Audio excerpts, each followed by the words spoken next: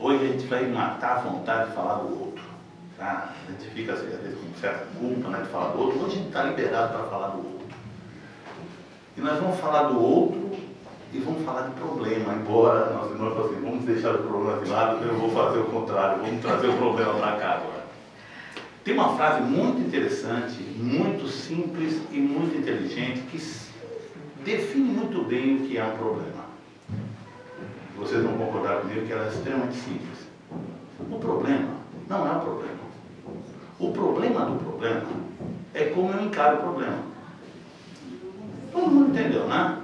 Ótimo. Então, isso posto, nós vamos falar de um problema que nos atazana. O outro. O Jean-Paul Sartre, que era um filósofo francês, escritor, crítico de arte, ele escreveu muitas obras que contribuiu muito para o desenvolvimento da inteligência humana, da percepção da realidade, ou pelo menos ele contribuiu com uma visão diferente, existencialista, né, primando pelo valor do homem, do ser humano. Embora materialista, ele nos legou muitas coisas interessantes. Entre essas coisas, ele escreveu uma peça chamada Entre Quatro Paredes. A peça, eu não me lembro do título em francês, mas foi traduzida aqui no Brasil como Entre Quatro Paredes.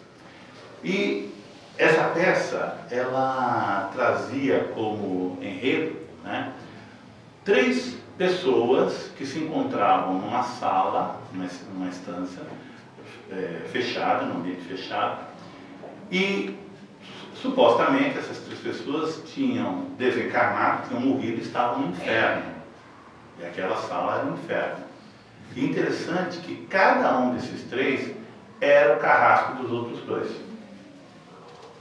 E eles passam, durante a peça, a falar sobre a vida. E eles comentam, inclusive, sobre o velório deles, cada um fazendo comentários a respeito de como foi o funeral e tudo mais. E aí começam a discutir sobre temas mundanos da vida, né, do dia a dia. Até que eles chegam a um determinado ponto e soltam a frase: o inferno, que era o que eles viviam, são os outros. O inferno são os outros. Será que Sartre tem razão? O inferno são os outros. O que vocês acham? Sem os outros ficaria mais fácil? Você está falando sinceramente? Se não é, então, olha, eu vou dizer para vocês o seguinte. Vou contar uma historinha. Deixa eu ver primeiro se a pessoa está aqui. De repente eu conto a historinha, a pessoa está ali e me processa. Não tá. Há um tempo atrás, de verdade, uns 2 anos atrás, nós fomos procurados por uma paciente, uma senhora, mais ou menos na faixa dos 40 e poucos anos, muito bonita, vistosa, uma pessoa assim, de um perfil assim clássico, né? E cheia de joias, tal, mas muito bom gosto, bem vestida, sóbria, vestida sobriamente. E ela me disse o seguinte, aquilo que todo terapeuta gosta de ouvir. Me indicaram o senhor, disseram que o senhor é um terapeuta muito competente. Já foi propaganda enganosa, né? Eu fiquei desconfiado, mas quando vem com essa introdução, ou seja, eu tenho que consertar a TV quebrada e dar a garantia estendida. Então aconteceu o seguinte, ela disse, senhora, eu estou sofrendo muito, minha vida não é fácil, eu não aguento mais viver do jeito que estou vivendo. Aí eu disse, mas o que está acontecendo? Eu tenho um problema muito sério. Vamos lá, qual é o seu problema? Meu marido. O seu problema é do seu marido? Sim, eu não aguento mais viver com esse homem. Ele é o seu problema? Meu problema. Para dizer a verdade, não é só ele. Eu tenho outros problemas. Se eu ficar contando aqui, o senhor vai ter que fazer uma sessão dupla só para contar os problemas. Mas vamos então nos concentrar naqueles mais graves, né? Meus filhos, eu tenho um casal de filhos, sempre foram um problema para mim, desde que nasceram. Ok, marido, 2 filhos, 2 filhos. Mais alguém que é problema para a senhora? Olha, eu me dou bem com a minha mãe, mas o meu pai, desde pequenininha, esse ainda é um problema. A minha mãe já foi. Eu não sei se ela já foi problema, se ela já tinha ido. Mas enfim, ela disse, ela falou assim, não, o meu marido ainda, o meu pai ainda é um problema para mim. Que problema? Mais alguém assim? Não, mas é verdade, tinha um vizinho meu. Eu não quero comentar. Essa introdução, eu não quero comentar. É que vai comentar, né? Eu fiz aquela cara de paisagem. Ele é estranho. É.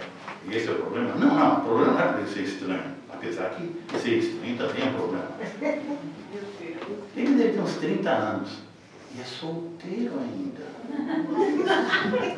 Pelo menos eu não vi nunca uma moça entrando naquele apartamento. Mas esse é o problema? Não, o problema é o gosto musical dele. Como assim? Ele gosta de ópera. Você imagina, um rapaz com 30 anos gostar de ópera? Tem alguma coisa errada, né?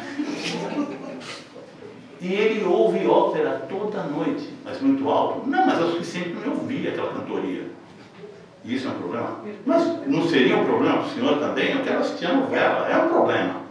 Bom, então vamos resolver a situação. Peguei os cartõezinhos. 1, 2, 3, 4, 5. Senhora, mas eu fiz isso mesmo, tinha que ser no título, não. Eu fiz isso. Está aqui. A solução dos seus problemas. E que é isso? Cartão de visita, meu. Seu marido, sua filha, seu filho, seu pai, seu vizinho. Pode entregar para eles, manda ligar para a Cida, secretária, marcar uma consulta, não sei como é que a gente vai fazer, mas vai dar um jeito. O senhor está falando? Não, veja. A senhora quer que eu resolva o seu problema. E eu tenho todo o interesse em ajudá-la. Não sei se eu vou conseguir. Mas para mim lidar com o problema tem que estar diante de mim. Concorda? Como o seu problema são eles, são os outros têm que vir aqui. O senhor está rindo da minha cara? Não, estou falando sério. A senhora acredita que, se a senhora acredita que o seu problema são os outros, então não tem como eu, por controle remoto, operar mudança no outro se o outro não está aqui. A não ser que eu passe as instruções e a senhora vá lá e faça terapia com eles. Você não está entendendo, você está dizendo que o problema está em mim. Eu falei, nossa, a terapia é bom por causa disso. Na primeira sessão a pessoa começa a ter uma lista de dentro. Gente, aí eu acreditei que eu era bom. Já pensou? Mas foi 15 minutos de bate-papo. Aquela senhora já estava iluminada a tal ponto de ter entendido qual era o problema da vida dela. E ela chegou para mim e falou assim, você está dizendo que eu sou o problema? Sim. Mas como? Eu falei, a não ser que a senhora acredite numa outra solução, contratar um jagunço e mandar matar todo mundo. Mas vamos pensar seriamente. Aí a gente brinca assim, né? Mas não é para descontrair. É porque se a gente fizer cara de paisagem como o modelo esperado do psicólogo, desenvolva. Fale mais a respeito. O que você quis dizer sobre isso? Não. Eu lanço provocações, né? E essa senhora chegou de repente e falou assim, mas você está dizendo que não... Mas peraí, mas tem alguma coisa errada? Existem problemas? Assim, claro que existem. O problema está dentro da gente. Porque se o problema estivesse no outro, nós não teríamos nem o que fazer.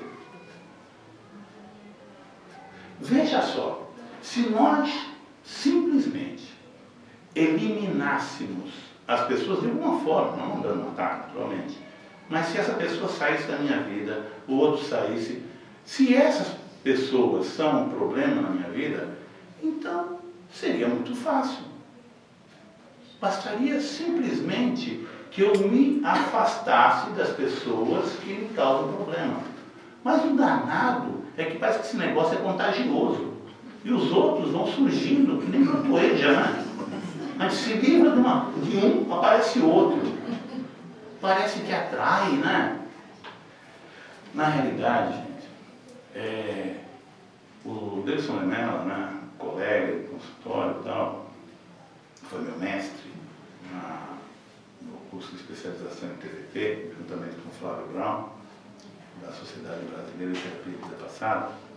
Ele costuma dizer o seguinte, que problema sempre é aquilo que acontece dentro de mim. Todo o resto são situações, são dificuldades. Vejam se isso não faz sentido. Não existe nenhum problema, isso eu acredito piamente hoje, não existe nenhum problema que seja externo a mim. Nenhum. Ah, mas peraí, uma doença, um tumor, não é um problema? Não. É uma dificuldade, é uma situação decorrente de um problema, uma causa que é espiritual. E não precisa ser espírita para acreditar nisso. As neurociências, a psicossomática, demonstra isso, que as doenças decorrem de conflitos entre o meu pensar e sentir. Portanto, a causa não é a doença. A doença é a manifestação de uma causa que é anterior ao corpo. O corpo é manifestação do quê? Do espírito. O corpo com todos os seus atributos. Saúde, doença. Olha como a coisa é complexa e ao mesmo tempo extremamente simples. Imaginem vocês que tudo o que ocorre à minha volta são situações. Como na frase, o problema não é o problema. O problema do problema é como encara o problema. Ou seja, a maneira como eu reajo, a maneira como eu me sinto, a maneira como eu interpreto as situações que ocorrem à minha volta, é que vão determinar a minha felicidade e o meu sofrimento. Não é o outro. Um dia eu falei uma coisa que deu um picocó, onde é que... Eu falei uma frase que eu costumo falar para os pacientes também. Nada é pessoal. Ah, não é possível. Nada é pessoal. Eu digo que o cara vai lá, me passa a perna, não é pessoal? Não. Qualquer coisa, pode pensar. Quando eu falei isso, teve uma senhora que levantou a mão lá atrás, né? Quer dizer que se meu marido me trai, não é pessoal? Não. Eu não acredito. Vamos lá, vamos ver o que você acredita. Lembra dessa senhora? Foi difícil, né? Ficou brava comigo. Ela falou assim, você imagina que o seu marido, hipoteticamente, mas pelo visto não era hipoteticamente, decidiu às 7:45 da manhã, enquanto estava comendo aquela torrada, passando aquela geleia de morango, eu acho que eu vou trair minha esposa hoje. Eu vou fazer de propósito. Não porque eu queira. Só para infernizar a vida dela. Isso passa pela cabeça de alguém? Por que eu digo que não é pessoal? Nada é pessoal. Porque tire você da situação e coloque outra pessoa e veja se a pessoa se comportaria da mesma forma. Se comportaria? Então não é pessoal. Ah, mas meu chefe não me deu aquele aumento que eu merecia, deu para outro. Tira você, coloca a outra pessoa ali. Ele faria diferente? Não. Porque ele quer agradar alguém que para ele é importante. Então é para ele. Todos nós, sem exceção, agimos positivamente. Positivamente não significa que seja bem ou bom. No meu interesse, todos nós buscamos uma coisa que Aristóteles dizia. O homem é um ser teleológico, ou seja, toda ação humana é voltada a um objetivo, ao atingimento de uma meta, de um objetivo, enfim, de algo que ele quer conquistar no futuro. E esse bem maior é a felicidade. Então, todas as nossas ações, sem exceção alguma, visam a minha felicidade. Ou seja, o que é melhor para mim. Isso não significa que seja bom, repito, e nem que seja melhor. Mas tudo que eu faço, eu escolho pensando que é melhor ou menos doloroso, mais vantajoso, mais justo. E daí vocês colocam qualquer coisa. Desde enrolar alguém, matar uma pessoa, torturar. Quem faz qualquer uma dessas ações se justifica dizendo, eu acho que está certo, porque mereceu. Ou seja, isso, por incrível que pareça, pode parecer assim uma coisa que depõe contra o processo evolutivo, que depõe contra tudo aquilo que o Cristo nos ensinou, mas não. É justamente o fato de querermos o melhor, mesmo cometendo erro, é que nós evoluiremos. A partir do quê? Da experiência. O fato de eu fazer alguma coisa, decidir algo, pensando que o resultado será bom, não garante que esse resultado seja bom, mas me garante uma coisa, haverão resultados. Dos resultados surgirá a experiência. Ou seja, quando eu faço alguma coisa, qualquer coisa, eu tenho um resultado, não tenho castigo, nem prêmio. Deus não é contador. Desculpem os contadores. Deus tem uma frase que eu acho maravilhosamente para colocar ela no lixo. Deus escreve certo por linhas tortas. Eu discordo totalmente. Deus não escreve porcaria nenhuma. Deus é editor. Ele publica. Deus nos dá folhas em branco para que nós, com um lápis do livre-arbítrio e com a borracha da reflexão, possamos escrever aquilo que nós achamos que seria um enredo melhor para a nossa história. E com a borracha da reflexão, a gente pode ter tempo de apagar e escrever outras coisas. Chega no final do dia, ou no final da hora, ou no final do minuto que antecede a ação, eu entrego as folhas na mão de Deus. E Ele, simplesmente, publica. Deus não escreve nada. Ele publica. Mas só que tem uma coisa, Deus é bom pra caramba. Ele está nesse negócio há muito tempo, tem uma experiência vastíssima.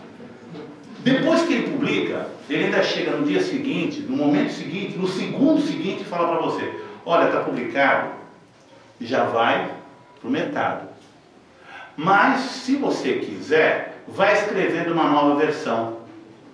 Aproveita os resultados da crítica, os feedbacks da vida, e faz as correções que você acha que deve fazer. Mas que você acha que deve fazer. Que eu publico de novo. E a gente vai tendo essa oportunidade de fazer novas edições de nós mesmos a cada momento. A cada momento. E onde é que entra o outro? O outro é o nosso leitor. É o nosso crítico. O outro é o espelho que me revela a qualidade da minha ação, ou, pelo menos, me indica como é que eu estou indo. Não significa que todo crítico esteja certo, mas todo crítico sinaliza algo que pode me ser útil. Por isso a importância do outro na minha vida. O outro não determina a minha vida, mas o outro me favorece a experiência do atrito para que eu possa me mover diante do incômodo. Que coisa maluca, agora tem nó na cabeça, né? Vou falar para vocês estão sentados nessas cadeiras confortáveis, de plástico, que são confortáveis, elas são feitas de maneira ergonômica para poder cansar o mínimo possível. Só que se vocês ficarem muito tempo na mesma posição, ainda mais com a perna dobrada, vai parar a circulação. Certo? E aí o que vocês fazem depois de um certo tempo? Muda a posição, né? Se muda a posição, o que acontece? Vocês querem fazer a experiência para comprovar? O que acontece? Melhora. Hã? Não, mas se eu não mudar a posição, se eu ficar na mesma posição, adormece, né? Se você ficar nessa posição por 1 hora, pode ser que comece a dar cãibra. Se você ficar por 1 dia, pode ser que comece a dar problema na circulação. Se você ficar por 1 semana, vai ficar roxinho o pé. Vai ficar preto. 1 mês, já não está mais lá o pé. Certo? Por quê? Porque você não ouviu as sinalizações do corpo alertando para a necessidade da mudança. Correto? Portanto, todo e qualquer incômodo nos favorece a mudarmos de posição. Olha que coisa interessante. Doença, sogra. Não tem uma relação, tá? Cunhado desempregado, vizinho que gosta de tocar funk, né? Vendedor de carneiro, enfim, chefe chato, professor sem vontade de dar aula, carro que morre pela 3ª vez naquele dia que você está atrasado, tudo, conta de telefone que veio muito alta, qualquer coisa, né? Aparelho eletrodoméstico quebrou, não tem garantia, ou então a garantia fica em Pirapora do Norte, né? Tudo aquilo que nos incomoda nos convida a mudar de posição.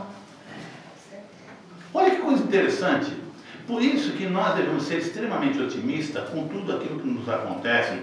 Não porque vamos fingir que a vida é bela e somente bela. Não, a vida nos traz situações para exercitar o movimento. E agora nós vamos chegar... Nós temos ainda 3 horas mais ou menos, né? Então olha só. Eu adoro falar sobre isso aqui, melhor do que falar do suicídio na outra hora. Nossa, né? Mas enfim, olha só. Imagine a seguinte situação. As nossas relações, na boa, vocês acham que a família foi constituída uma estrutura universal para ser o reencontro de almas afins? Só? Vamos imaginar, exceto alguns que talvez estejam aqui só estagiando na Terra, mas são espíritos evoluidíssimos, né? Todos, ou a maioria de nós, está aqui para aprender. Um processo de aprendizagem. Portanto, nós, em vidas passadas, mas não só em vidas passadas, a semana passada a gente já pisou no carro de alguém, já tratamos alguém mal, né? Já ignoramos que aquele ser humano que está, aliás, aquela coisa que está do lado da caixa do supermercado, é um ser humano, não é o apêndice da máquina, né? Tem nome, às vezes o nome é até pitoresco, mas tem um nome, né? Mas a gente trata como se fosse uma coisa, né? E quando a menina está lá atrasada, a coitada está ali, não sei quantas horas, ela precisa sair do caixa para ir, não sei por quê, comer, ou ir no banheiro, aí a gente fala, justamente comigo? E aí fuzilamos aquela infeliz como se ela fosse a representação de tudo que dá de errado na nossa vida. E ela, coitada, aquilo ali, elas deviam ter passe de 5 em 5 minutos, porque a carga negativa que elas recebem. Eu já vi médio passista esculhambando com uma menina, médio passista, e estava indo para o centro. Olha só, deu um passe negativo na outra, acho que limpou todas as energias negativas, né? Aquele mata-borrão de uruca, e aí foi para o centro pensando em Jesus. Enfim, mas tem. Pô, já estou bem fechada de gente que foi fazer palestra, deixa pra lá. Aí chegou o irmão, vamos agora na família. Eu estava ali na frente dele. Oi, tudo bem? Quem é você? Aquele que você xingou, lembrou da minha mãe, não sei o que ela fazia. Já acontece, gente. Então vejam bem essa situação. Se a relação humana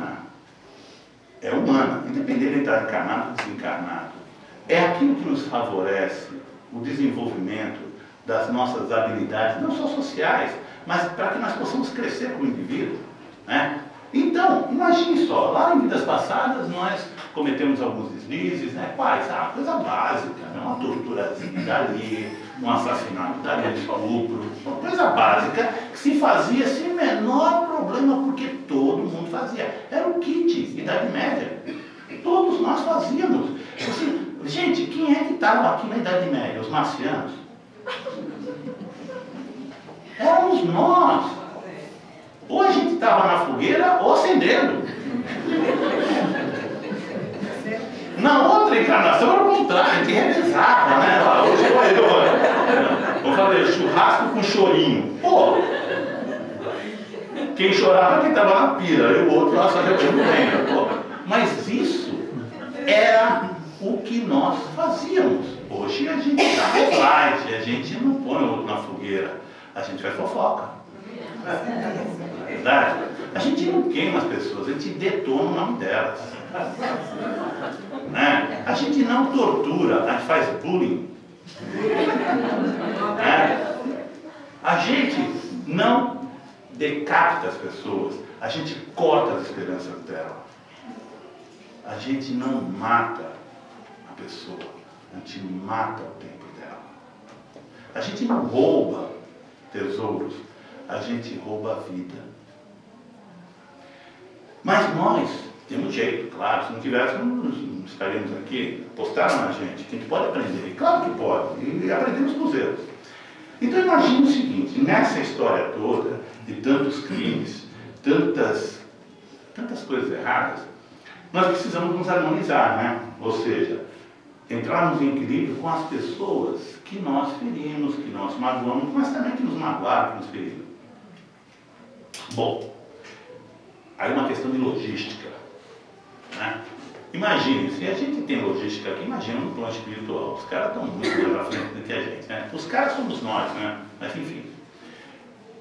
Imagine que se você quisesse corrigir um relacionamento trazendo harmonia, qual seria a maneira mais inteligente de colocar essas pessoas para se harmonizarem? Fazendo uma nascer aqui em Santos e a outra no Piauí? Colocando Skype entre elas? Vamos nos harmonizar assim? Né? Vamos colocar como vizinhos? Primeira oportunidade, casco fora. Poxa, Deus manja das coisas. Criou a família. A gente fala que um dos problemas maiores que o Espiritismo vem revelar, né, problemas, é a obsessão, né? Nós acreditamos piamente que existe uma maneira tranquila de minimizar o número de obsessores que temos. Tenhamos filhos. Muitos. Porque depois também vem os apegados. Noras, genros, netos, né? Se tivermos sorte, se formos bonzinhos, todos reencarnarão. O que é pior. Alguém convivendo com você, que você tem a oportunidade, entre as várias rotinas da vida, entre os vários acontecimentos, poder sensibilizar e ser sensibilizado, ou alguém que fica 24 horas por dia atormentado pela memória daquilo que foi feito a ele, querendo vingança. Então, vejam que até a obsessão ela tem uma utilidade, mas pode ser minimizada a partir do momento que eu encaro que, por exemplo, a minha família é um campo de batalha que pode se transformar num campo de cultivo de relacionamentos. E vai ser difícil. Não existe família Walton. Quem é rodado sabe o que eu estou falando. Boa noite, John Boy. Boa noite, Mary Ellen. Boa noite, vovô. Lembra da série? Quem tiver, entra no YouTube e vê lá. Os Waltons. É a coisa mais patética que tem mentirosa. Era uma família que morava na montanha, lá na década de 30, nos Estados Unidos, em plena recessão econômica, todo mundo era feliz, não sei porquê. Mas enfim, eles iam comer castores, esquilos, né, essas coisas. E todo final da seriado era como? Era a câmera ia se afastando, aquela casa na penumbra, aquela luzinha, né? E esses boa noite papai, boa noite mamãe, boa noite Helena, boa noite cowboy. Igualzinho aqui, né? Mãe, cadê minha calça? Não lavei, cadê meu tênis? Ah, tá todo furado, não sei o que. Apaga essa luz, moleque, desliga esse computador, você tem que acordar cedo. Assim, mãe, olha só, pegaram meu iPad. Portanto, essa é a família real. E é a família que vai nos ajudar a superar as nossas dificuldades. Aí a gente entra, para não ficar muito tempo, senão vocês vão ficar dormindo. Tem um pessoal que está dormindo, mas vamos lá. Olha só para finalizar, né? Olha, 8h30 ainda está, né? Ah, então tá bom. Quando vocês enjoarem, vocês falam, porque eu adoro falar. Ainda mais quando incorporo, que nem agora. É sério, gente. Pessoal, uma vez uma paciente que perguntou para mim, o senhor é médico? Eu falei, não, já passei disso, sou máximo. Claro, você tem que ser humilde, mas não é também, né? Olha só. Na realidade, o que acontece? A pessoa perguntou assim, o senhor sabe quem é o seu mentor espiritual? Eu falei, pô, tenho certeza. Depois de vários estagiários, porque não tinha nenhum que se candidatava, era só estagiário. Aí, graças a Deus, morreu Costinha. Então, veja só, eu tenho uma pessoa que tem moral, tem que ter, né? Então, olha só, gente. Vamos entrar na questão, no cerne da questão, que é a questão do relacionamento. Rubem Alves escreveu uma crônica inteligentíssima, no modo dele. Ele falava que os relacionamentos humanos se dividem basicamente em dois tipos: tênis e frescobol. Alguém já leu essa crônica? Muito 10. Vocês sabem o que é um jogo de tênis, né? É um jogo chique, onde geralmente são pessoas bonitas, ou mais ou menos bonitas, que jogam, muito ricas, né? Mas é extremamente violento, traiçoeiro, sacana. Porque ele aposta, o jogo de tênis, ele aposta no quê? Sempre na vitória de um sobre o outro. Mas não é uma vitória qualquer. Você se faz uso de toda a malícia, de toda a cara de pau, para explorar justamente as fraquezas do outro. Você trai o outro, você faz aquela cara que vai dar uma raquetada daquelas bem, e aí pega, vem correndo esbaforido, se enrola na rede, né? Ou então faz aquele olhar, né, para aquele canto e joga a bola lá. Ou seja, o objetivo é enganar o outro e fazer com que o outro erre. Mas não é errar pouco, é errar muito. Se de preferência é que ele quebre a cara no chão. Esse é o objetivo, humilhar o outro. Esse é o objetivo do tênis. E o objetivo do frescobol? Você já viu um frescobol? Já viram o pessoal jogando? Qual é o objetivo do frescobol? Acolher o adversário. E manter a bola no ar. É não deixar a peteca cair. Aliás, não é o adversário, é o parceiro. É o parceiro. No frescobol é um jogo cooperativo, cujo objetivo e a felicidade é não ter derrotados. Não tem. Todos vencem ou todos perdem. Mas ninguém perde. Porque o objetivo do frescobol é jogar a bola para o outro para que a bola se mantenha. E eu procuro identificar as fraquezas do outro, não para explorá-la, mas para poder compensá-la. Se ele não tem fôlego, eu não vou jogar a bola muito longe e nem com muita força. Eu jogo na medida exata. E aí existe toda uma perspicácia, uma inteligência muito maior que do tênis, porque você tem que se colocar no lugar do outro e dar a bola para ele fazer uma sacada maravilhosa. E aí você acolhe aquela bola e, se por acaso teu parceiro erra, você se sente culpado. Porque você jogou muito forte. Jogou de uma maneira que o expôs, que não explorou as capacidades dele, as deficiências que você não enxergou. O que isso tem a ver com relacionamento? Como dizia o nosso cronista, nós ou jogamos tênis ou frescobol com todas as pessoas. Todas. Parentes, até aquelas que nós dizemos que amamos. Cena, 7h30 da manhã, 7h30 não, para 6h15.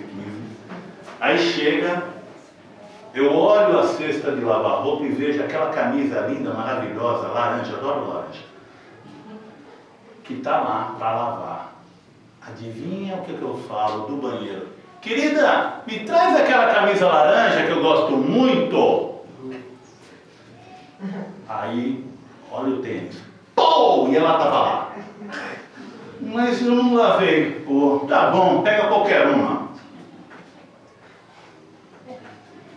Eu tenho um funcionário.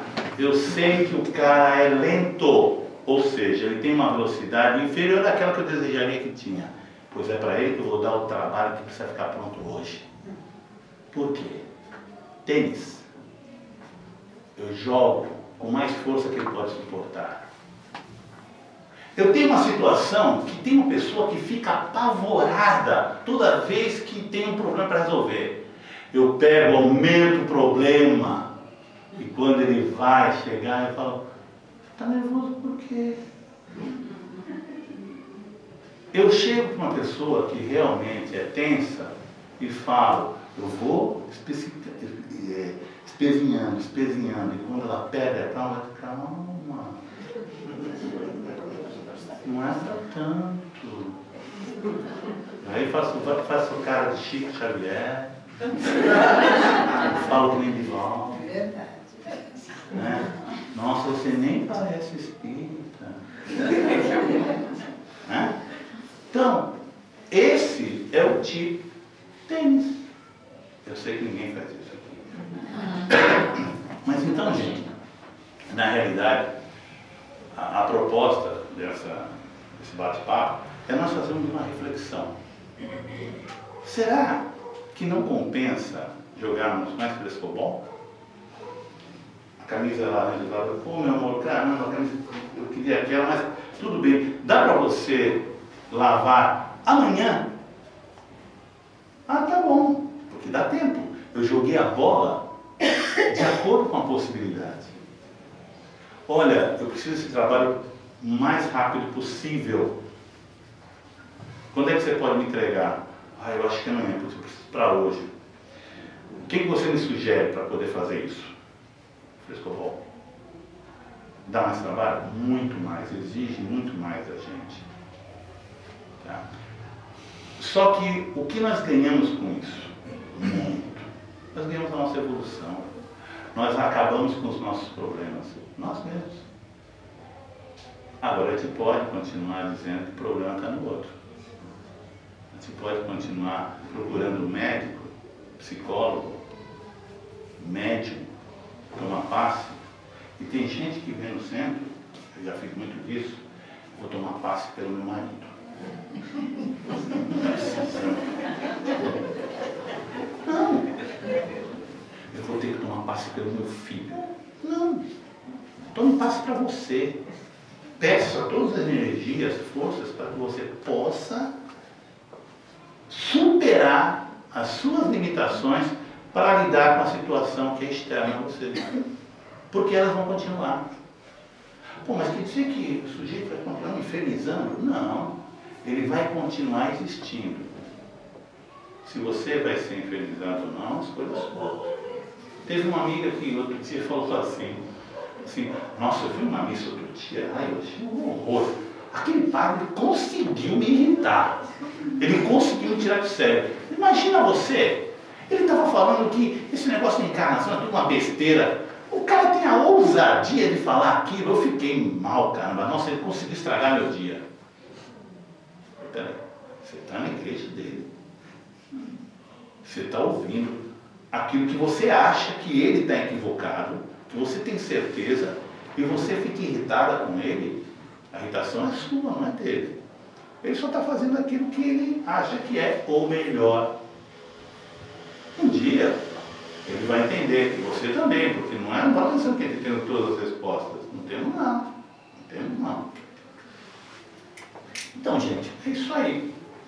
Alguém Alguém gostaria de fazer alguma pergunta? Quem vai ficar na registrado? Nossa, isso aqui vai dar royalties. Algum comentário, gente? Por favor, eu fico até inibido, para dar a impressão que enrolei todo mundo legal, né? É complicado, né? Diga. Até onde aqui o problema? Sim. Nós temos que assumir toda a culpa. Nós temos que ver toda a responsabilidade. Bom, vamos entrar na culpa. Até onde a gente deixa de ter a culpa? Até onde? Até onde você usa um termômetro? Qual a utilidade de um termômetro? Para quê? Se for temperatura corporal, vai se problema. Vamos dizer o seguinte. A culpa, ela tem a mesma importância de um termômetro. Ela serve tão somente para indicar que algo de errado, ou de inesperado, ou de não desejado aconteceu. Isso é a culpa. Então ela serve como indicativo, como termômetro. Ele indica que tem alguma coisa errada com o meu corpo. Mas o termômetro ele não fala mais nada. Ele não dá qual é a doença, não diz quando começou, qual o tratamento, quanto tempo vai durar, o que você tem que fazer. Nada. Ele só te indica que tem algo que não bate e que você tem que agir. Como? Ou tomando um remédio, caso você tenha já experiência, que possa te dar segurança por saber qual é a causa, ou te indica que você deve procurar a ajuda de alguém que possa te dar esse socorro, mas também indica outras coisas, te leva à reflexão para ver o que você acha que aconteceu antes para ter causado aquilo. Mas a vida continua. Porque se você ficar olhando o termômetro, a febre não baixa. Como também não baixa se você ficar preso à culpa. Não baixa o teu sofrimento. A culpa, ela deve ser substituída o quanto antes por ação. E ação tem uma palavra que identifica bem: responsabilidade. Nós não devemos assumir culpa nenhuma, porque a culpa é cômodo. Pode parecer estranho, né? Como pode ser a culpa ser cômodo? É cômodo. Sabe por quê? Eu acho que eu já falei isso aqui num outro dia, na primeira vez que eu vim aqui, mas faz tanto tempo que o pessoal deve ter esquecido, então nem lembro. Foi ano passado, então, nossa, o pessoal já deixou aquele centro, mudou de centro, né? Foi para outra região, né? Então, na realidade, gente, acontece o seguinte: nós fizemos uma palestra uma vez sobre culpa, né? Superando o sentimento de culpa. Nós acreditamos e defendemos essa ideia, e não porque seja nossa, muita gente já pensou a respeito, que o sentimento de culpa, ele tem realmente uma serventia, como um alarme que soa. Só isso, mais nada. O sentimento de culpa tem uma validade muito restrita, como mussarela fresca. No dia seguinte você joga fora, porque senão vai dar problema. Veja só, se entra uma criança aqui jogando bola e derruba aquele vaso e quebra, como é que essa criança fica? Se ela for uma criança envergonhada, e se ela tiver pais enérgicos, com medo, certo? Assustada. E aí ela começa um processo de ansiedade e de angústia por conta do que virá como punição, ok? Porque está escrito, e não é no livro de Deus, mas está escrito em algum lugar, foi escrito e repetido, reimpresso tantas vezes ao longo das nossas várias encarnações, que todo erro deve gerar sentimento de culpa, e toda culpa é punida. E somente a punição pode trazer alívio da consciência. Por incrível que pareça, o perdão não processa esse alívio. A criança pequena, se ela quebra alguma coisa e você, logo em seguida, dá um tapinha no bumbum, ou põe ela de castigo, fala, você vai ficar aí 1 hora. Ou você não vai comer hoje no McDonald's, você não vai jogar videogame, você não vai assistir Zorra Total, meu Deus. Mas enfim, o castigo que você der para ela tem o valor do quê? De uma punição, certo? Como é que a criança age depois que foi punida? E o que ela faz logo em seguida? Volta a viver. brinca e quebra outro vaso, inclusive. Até porque existe um valor pedagógico que nós acabamos de fazer. Meu filho, é o seguinte, hein? Agora você aprendeu a regra do jogo. Todo erro vai gerar culpa. E toda culpa só vai ser aliviada se você for punido. Portanto, uma besteira, uma palmada. Zera a conta e você pode continuar fazendo besteira. Porque é assim que funciona. Veja, a criança, ela aprende que ela sobrevive a um tapa. Portanto, o preço a pagar é o sofrimento que passa. Imagina essa criança que quebrou o vaso, se eu chegasse e falasse para ela assim, você pensa que eu vou te castigar? Não, você vai falar para o seu pai quando ele chega hoje à noite. Como é que fica? Você faz alguma coisa? Da agora até a noite? Nada. É capaz de limpar a privada com uma escova de dente. Vai engraxar todos os sapatos. Vai fazer tudo. O que for possível. Mas você fica paralisado. É o que a culpa faz. Aí, você fica e chega à noite, o pai cansado. Aí a mãe, olha, quebrou aquele vaso não estava cinza da tua mãe. Né? Aí o que acontece? A criança está ali apavorada, porque já está aquela tensão acumulada o dia todo. E aí o pai fala, eu estou cansado, eu vou dormir amanhã, eu converso com ela. Ela não dorme, ela tem pesadelos, diarreia, tudo. E aí acontece o pior, o impensável da tortura. O pai no dia seguinte é promovido. Vamos comer uma pizza todo mundo. O meu castigo. Como é que fica o meu castigo? Não tem.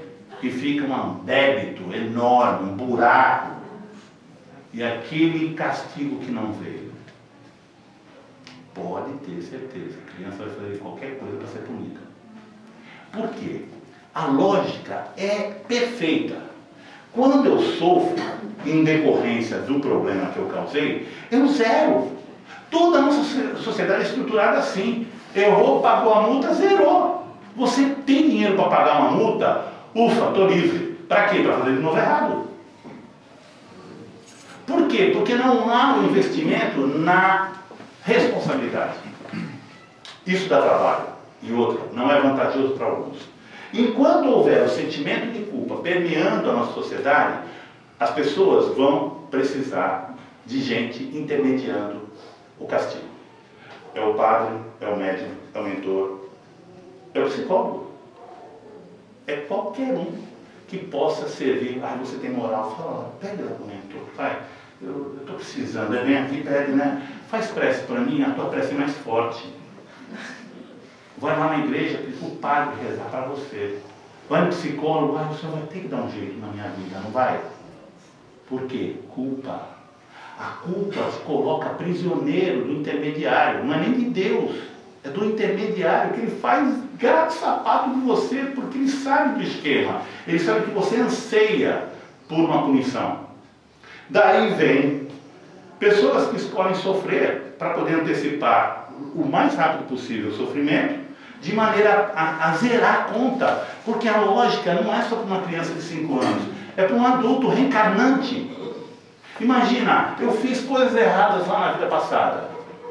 Pô, qual é a lógica? A lógica certa é aquela, eu reencarno para poder assumir as responsabilidades das minhas atitudes e encarar de frente resultados, não castigos. Não é aquela mulher que é meu castigo, meu filho que é meu castigo, meu emprego que é meu castigo. Não, resultados de escolhas, conscientes ou inconscientes. Quando eu assumo isso, a vida não é punição. Existem dificuldades a serem superadas. Mas aí eu prefiro a culpa. Porque a culpa é o caminho mais fácil. É baixar a bundinha para tomar o tapa. E tem gente que passa uma encarnação, 2, 3, tomando tapa. Porque é melhor. Porque tomando tapa, eu não tenho que mudar. Por isso que a gente não tem que assumir culpa. A gente tem que assumir responsabilidade. Não, é minha responsabilidade. Exemplo prático. Eu estou estacionando meu carro aqui na frente do centro, eu vou fazer uma manobra e quebro a lanterna de um carro atrás do meu. É uma BMW. E o meu carro é uma Brasília amarela. Como é que fica? Pego devagarzinho, saio com o meu carro, estaciono 2 quadras, estou livre. Só que quando eu vou olhando, vou voltando para o centro, eu vejo que tem um monte de gente na janela. Será que alguém viu fazendo isso? Aí eu estou aqui fazendo a palestra, aí entra um cara, dá licença, eu queria falar com... Falei, o cara, o dono da habilidade. Eu queria saber quais são os dias que tem curso aqui.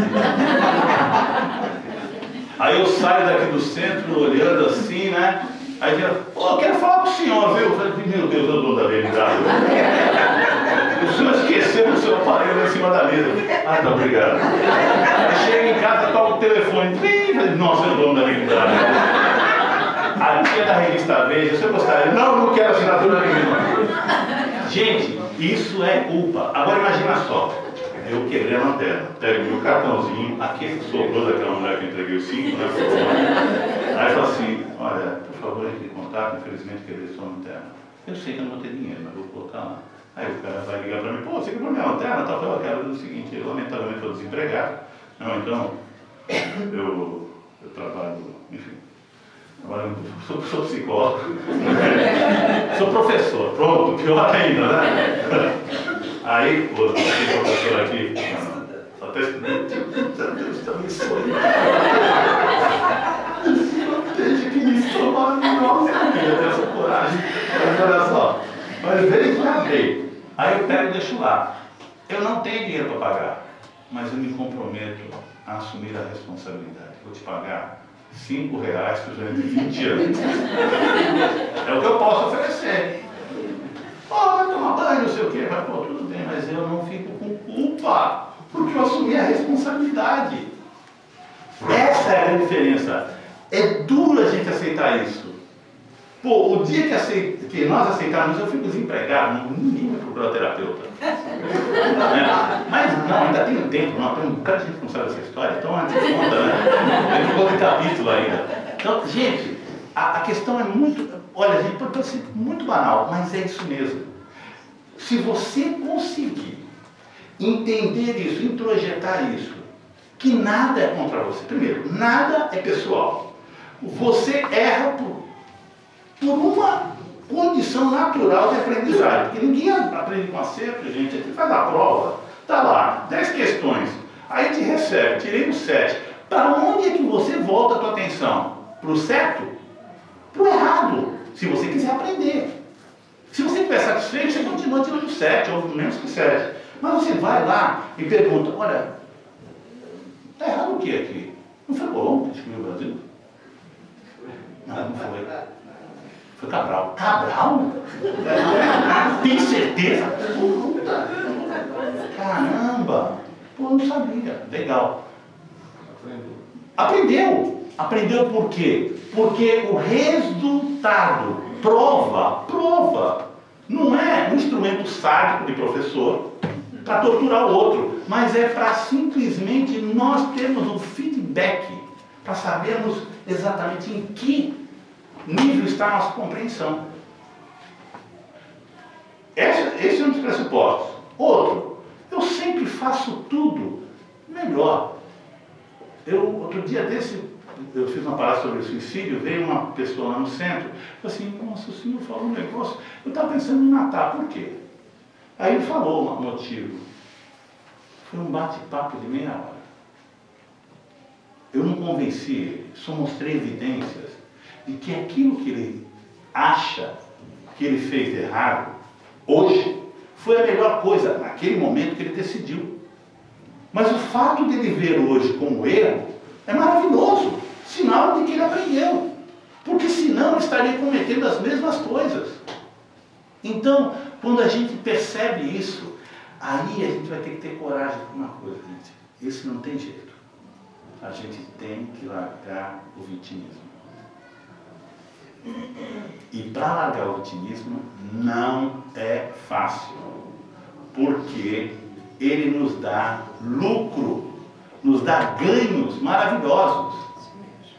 Quando eu sou uma vítima, eu coloco o problema fora de mim. Foi o outro que está fazendo isso comigo. E como está fora de mim, não cabe a mim mudar. A solução é vir de fora. Quando eu assumo que a vida, não, porque a vítima ela também usa da ideia do castigo. Então aquele papo, eu devo ter aprontado muito na vida passada. Não, só o suficiente. Para ter a vida que tem hoje, não como castigo, mas como resultado. Não existe castigo, não existe. Não existe. Assumir isso é assumir a responsabilidade e não culpa. Se eu tenho, meu relacionamento está uma caca. Por quê? É só culpa minha? Não, não é culpa, é responsabilidade de todos. Responsabilidade. Mas o que eu faço então? Faça o seu melhor. Decida, mas não se iluda. Não coloca no outro. Sabe, o outro não é o problema está em mim. Pô, mas não tem jeito, o outro só me apoquenta, só me inferniza. Não, mas o problema foi a tua falta de senso quando escolheu o outro. Isso é resultado. Mas dá para mudar o jogo? Dá. Vou me separar, vou deserdar, vou pedir as contas. Não importa o que você decida, mas decida por você. Eu atendi um tempo atrás um jovem que ele chegou para mim, usuário de drogas, e ele falou assim: doutor, eu estou vivendo com uma pessoa que também é usuário de droga, e a gente está nesse relacionamento, um sustentando o outro. E é difícil, hein, gente? Muito difícil para ambos. Só que a minha esposa, que eu deixei lá atrás, nós temos um filho, aliás, 2 filhos, ela veio me procurar e dizendo que vale a pena tentar de novo pelos nossos filhos. O que o senhor acha que eu devo fazer? E agora? O que a gente fala? Eu falei, decida, não pelos seus filhos, não pela sua companheira, não pela outra. Decida por você. E assuma, na boa, com coragem, os resultados da tua escolha.